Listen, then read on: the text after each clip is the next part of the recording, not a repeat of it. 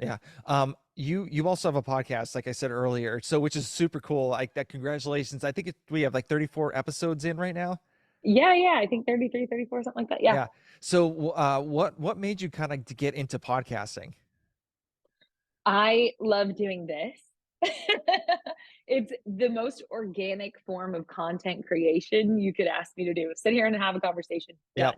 Done. Yep. Yeah. So it actually was because whenever the relationship with once I moved to Austin and was no longer employed like I anticipated being, I had to figure it out. Hmm. And so one of the things I decided to do was and I didn't start to create content until last year either, like on Yep. Instagram or anything like that, until they had simply just casually been like, "Hey, would you mind creating some reels, whatever?" And I was like, "Yeah, sure." And so did, and then found it to be a fun creative outlet. So anyway, started to create content last year, and podcast just seemed like the most authentic thing to work into the plan, if you will. And Yeah. I had all of this energy and needed to put it somewhere and figure it out. So the podcasting, it's funny. I was unpacking some things here the other day and like saw a book that I read probably over a year ago about podcasting. I've always been fascinated with podcasts. I love them. It's a great way to consume information. Hmm. But yeah, I kind of got my back put against the wall of like needing to figure it out and decided to implement it as a part of my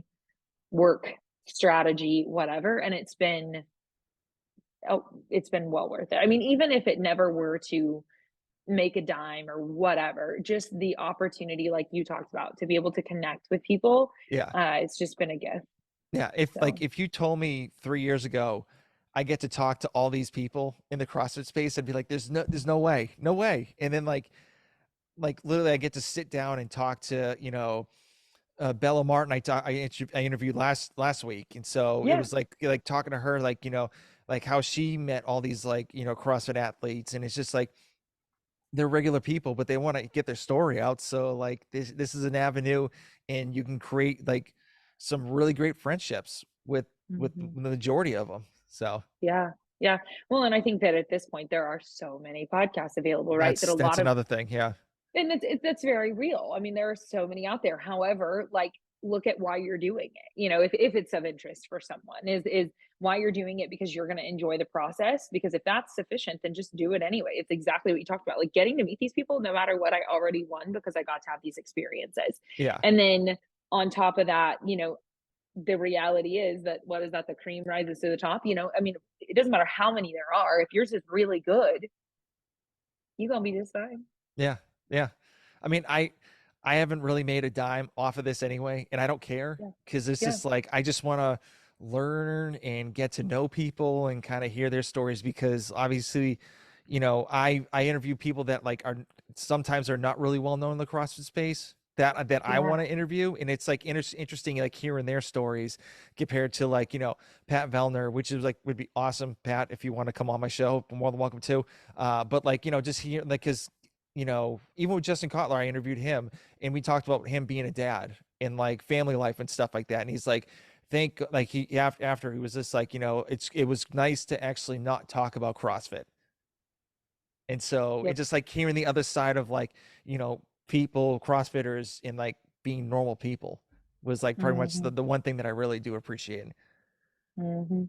Yeah, Justin Cotler is abnormal though. That man is amazing. Yeah. Yeah. He's I think awesome. so highly of him. Yeah, he's a good dude, really good dude. And like I just giving me the an hour and a half just to talk to him is like, okay, thank you very much for doing this. I appreciate it. Yeah. He's really cool. I mean, I'm sure you guys talked about it all, but just the fact that he's like so intent on the space growing and people getting opportunities Yep. and just being inclusive and wanting everyone to feel seen and all of that stuff. It's just like, I mean, that guy's just built different. And so it's Yeah. really cool to see him have the success that he's having with underdogs because he's just a good dude. Yeah, he is. So is there anybody on your podcast you'd love to have on that you haven't had on yet? Oh, of course. I got a list. You want me to go down it? Sure, give me a couple. Let's see here. So guests, I will say I have been abundantly fortunate with the guests that I have had on my podcast. Hmm. I still literally am 33 episodes in and I take a look at who has come on and I'm just like, are you kidding me? Are Yeah. you kidding me? Yeah.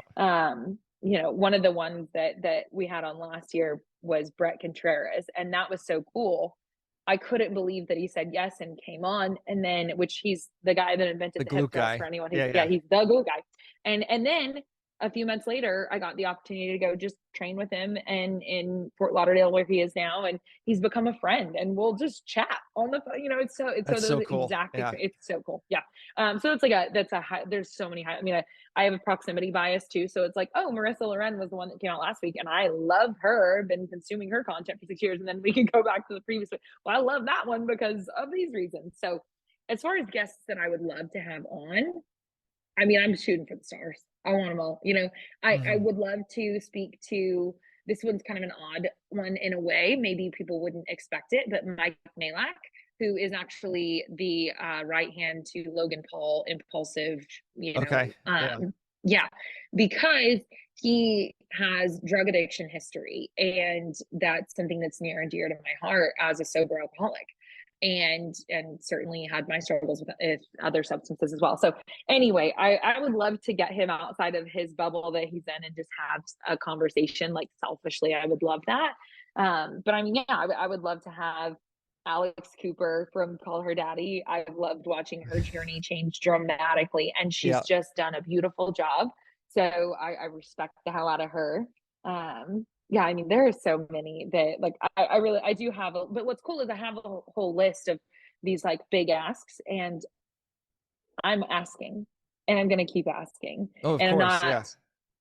even, I when I moved to Austin, Lauren Everett's The Skinny Confidential. Do you know who that is? It sounds familiar. I got to see their face if I. It's not in the CrossFit world. Yeah, well, she owns Dear Media. Anyway, I've been listening to her for many, many years. Her and her husband, they have the Him and Her show, Mhm. and it's great.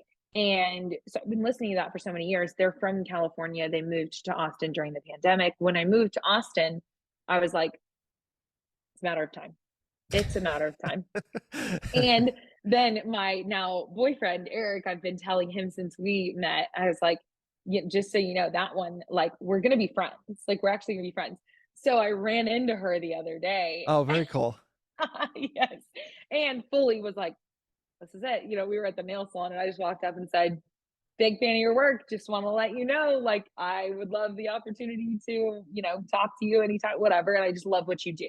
Yeah. And Yeah. so, because you never know if you don't raise your hand. And Of so, course. Yeah. anyway, that's one that like I would love to have her on, and I would just love to develop more of a business relationship. But I believe that will occur. Like, I think that all of these will happen. Not Mhm. only do I want them to happen, like I believe that they will Okay. in due time.